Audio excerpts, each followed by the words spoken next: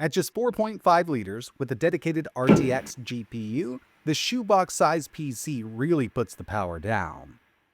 Hey, what's going on everybody? It's ETAPRIME back here again. Today we're going to be putting together a small form factor gaming PC using a brand new case that I've had my eye on for a few months. I just couldn't get my hands on it until now.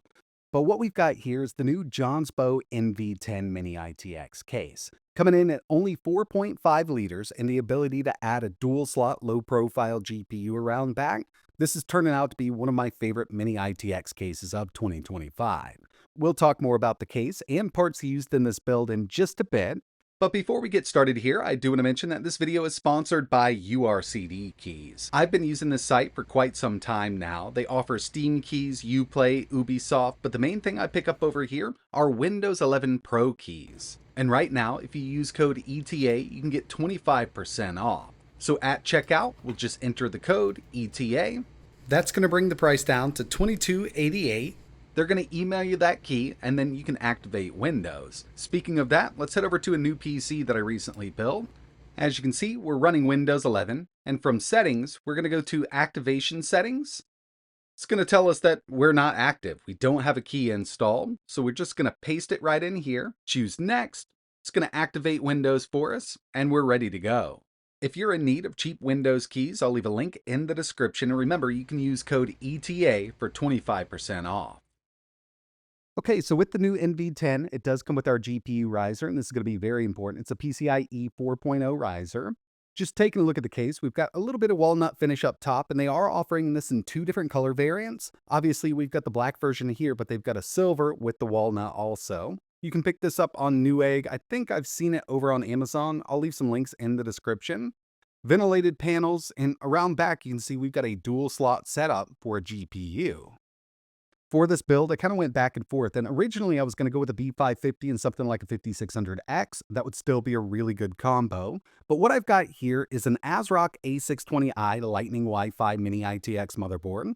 I've got a 2TB NVMe SSD pre-installed, and for my CPU, or APU rather, I'm going with the 8700G.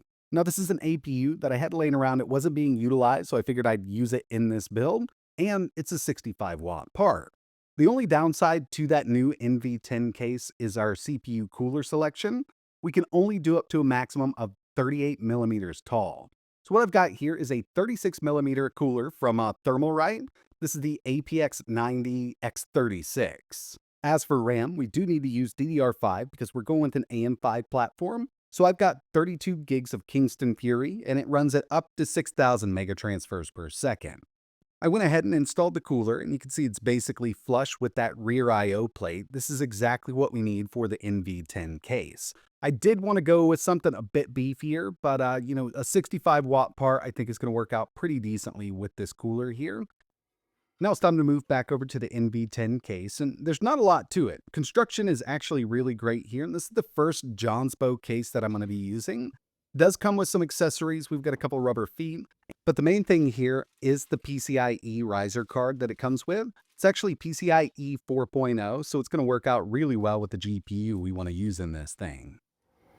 I already went through, did a couple measurements here and there just to make sure that everything's going to fit, and believe it or not, this is a super easy build. I know some of these small form factor cases can be a pain, but a lot of thought went into the way they set this case up for sure. Okay, I've got the motherboard in. I've plugged in my front I/O or side I/O as it is with this case here. Now it's time to add that PCIe riser cable, and it just kind of slots in over on the side. We can go ahead and line it up, push it down, and now we're ready to move to the rear of the case. You can see that we're going to fold this over. The GPU is kind of going to go on top of that riser cable, but we've also got room on the left-hand side here for a flex power supply. And I opted to use the 500-watt fully modular APEVA. I've used 4 of these. This will be my 5th one that I purchased. They're like $43. I haven't had one fail yet. It does a really good job for small builds like this for sure. And since it's a modular setup, it's going to be really easy to route our cables. The last thing we need to talk about here is the GPU, and we've got a few different choices. This will support a dual slot low profile GPU. I wanted to get as much performance out of this setup as possible, so I'm going to be going with the NVIDIA GeForce RTX 5060. This is the Gigabyte Low-Profile version. Does require one 8-pin PCIe connector. You could always go with the RTX 4060. Few companies make those in this dual slot low profile setup. And I understand what kind of performance we're going to be working with here, given that we've only got the RTX 5060. Going with that 5000 series over the 4000 series will allow you to utilize NVIDIA's multi-frame generation, and there's people out there that are just always against frame gen. But this is not a $2,000 GPU, and for something like this, I don't mind using it if I need it. But I think with this setup here, if we're talking like 1440p, we're going to be good to go at high settings with some DLSS. But the build went really smooth, and it's super clean, and a lot of it really does come down to using that modular power supply. Just getting in here a bit closer, you can see we can route those really nicely. There's a few extra cables that I wouldn't utilize, like SATA cables, so I didn't even plug those into this modular setup here. And given that we've only got that one USB-C up front and our power button, they didn't need to add a ton of cables for that side I/O, so they just kind of tuck right up front. Go ahead and get this thing started up for the first time. Nice little LED on that power button. And that Kingston Fury RAM does have some RGB. I might swap this out later on just for no RGB. I'm just not a big fan of it, but it doesn't look bad here. Okay, so I've been up and running for a little while. I've been doing some testing, and with that 36mm CPU cooler, this 8700G can boost up to around 80 watts. I've set it to a static 65 just to keep the temps down. We're going to be using the stock fan curve from the BIOS. This is fully adjustable, so if you don't mind it getting a bit louder, you can always turn it up. And the stock fan curve for the RTX 5060 low profile. By the end of the video, we're going to take a look at temps and everything, because that's going to be really important with this unit. But with that 8700G set at 65 watts, it's looking pretty decent. Definitely hotter than a bigger PUC, but that's kind of a given. I mean, we've got a very small system here. But with that out of the way, the first thing I wanted to take a look at were some benchmarks, and then we'll get right into some gaming. The first one we have is Geekbench 6, and it actually performed better than I thought it would. Single core, 2,808, multi, 12,537. And remember, we're at a 65-watt TDP with the 8700G. We could probably get a bit more out of it, but we're limited by the cooler we have. Moving over to some GPU benchmarks with 3D Mark. Steel Nomad, 3,128, and our FPS was 31.28. Not bad at all for an RTX 5060. And finally, Time Spy with a really impressive total score here of 13,038. I actually thought we'd be in the mid 11,000s with this setup, but I mean, so far with these synthetics, it's looking pretty decent. We definitely need to keep an eye on temps while gaming, but that's the next thing we're going to check out here. When it comes to the RTX 5060, especially this lower profile version, I do consider this a 1440p card while using some DLSS, probably around balanced for newer games. You can go to quality for some older stuff. 1080, you can max everything out and not use any scaling if you want to go that route. But with this, we're at 1440p Ultra with DLSS 4 set to balanced, and we're getting over 80 FPS on average. Really smooth experience here, and I could play it like this all day. But if you wanted a little bit more and you don't mind using frame generation, we've got NVIDIA's DLSS 4 multi-frame gen. And now we're at 1440p Ultra with frame gen set to X4, getting over 190 FPS on average. We have a ton of fake frames going on here, but the way this looks and the way it feels in real life, it's not bad at all. And if you take a look at Afterburner up in the top left-hand corner, we're pulling 60 watts from the CPU, the TDP right at the end there, up to 77 degrees Celsius on that CPU. So adjusting that fan curve could help out a bit. We're not hitting thermal throttle, but it is getting on up there. And our GPU temps are getting quite hot with frame gen on, but we've got more to test here just to see how it handles everything else. Next up, we've got Spider-Man 2 at 1440p high with DLSS set to balanced. Our CPU is still right there at 76 to 77, but our GPU temps are way down. We're not doing a frame gen with Cyberpunk here, so it doesn't need to work as hard, and we're pulling up to 111 watts with that RTX 5060. I'd say, pulling that much wattage, which for a small form factor case is quite a bit. Temps aren't horrible here.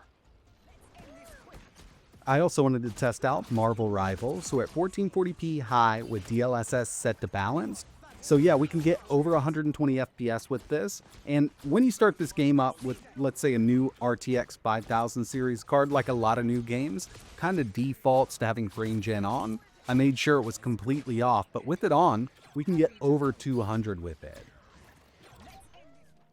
Oblivion Remastered, this is really hit or miss on a bunch of different systems. I had to drop it down to medium settings, 1440p, with a DLSS set to balanced.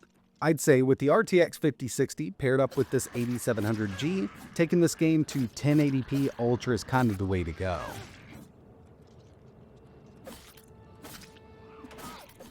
And finally, Hogwarts Legacy at 1080 high with DLSS set to balanced. I did mention at the beginning of the video that this card here does great with 1440p using some scaling, mainly, as you saw, at 1440 with that balanced DLSS 4. Now it's time to talk about CPU and GPU temps with the NV10 case. Through my testing, side panels were on. I do have the rubber feet installed to kind of bring it up off the table a little bit. And I'm using the stock fan curves from the BIOS for the CPU and the stock fan curve for that RTX 5060 low profile. When it comes to CPU temps, we've got that 8700G at a 65 watt TDP. Using the Thermalright AXP90 X36 36mm cooler. Average 1440p gaming temps, 76 degrees Celsius, and the maximum I recorded was 83. Now, I don't think this fan is hitting 100% in this unit. I don't think it needs to go up that high, but we could do some adjustment from the BIOS and bring this down. Even with that maximum of 83, we only hit for a few seconds. We didn't get close to thermal throttle.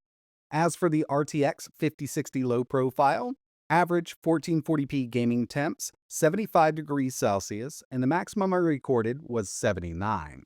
I'll tell you, the thing that makes the most noise, and it's not a super loud system, is the GPU. It's got those 3 fans, and as soon as it hits around 70 degrees Celsius, it does spin up a bit. It doesn't sound like a jet engine, and we're not hitting thermal throttle with the CPU or GPU, so we're not losing performance. Overall, I mean, I think this is a really good performing mini PC. With this case, I do wish they would have raised it just a bit, so we could have put a larger CPU cooler in here. But, this is what they have right now with the NV10, and if you're looking to build small form factor, this is actually a really nice case. It can come out really clean looking. You're going to get some great performance if you use something like the RTX 5060 or even that 4060. And I do wish that AMD would hit the market with a decent, dual slot, low profile GPU that would keep up with something like this. I'd definitely go all AMD with this build if I could come close to the performance it's putting out right now. But that's going to wrap it up for this one. I'll probably make another video. I do want to test this out for a few more days at least. If there's anything else you want to see tested with this rig, just let me know in the comments below. And if you're interested in putting something like this together, I'll leave links in the description to everything I used. But that's it for this one. Like always, thanks for watching.